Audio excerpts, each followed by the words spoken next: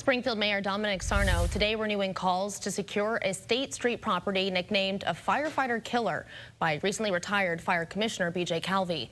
Now, we last told you about the vacant Vibra Hospital in May when crews battled a 3-alarm fire believed to have been started by a group of high schoolers.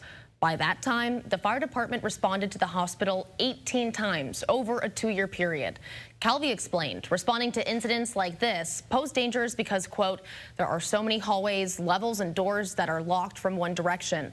Legal action was threatened in the summer of 2024, and this past May, the owners missed a court-ordered deadline to secure the building. Now, Mayor Sarno has issued a statement. In part, that reads, and to think this once was a place of healing, now it's turned into a jungle. The owners and management have simply walked away from the property, which is inexcusable. Sarno goes on to say he's requested follow-ups from the Office of Planning and Economic Development, as well as the Law Department and Building and Code Enforcement to press this matter. We have reached out to Vibra for a statement, but still have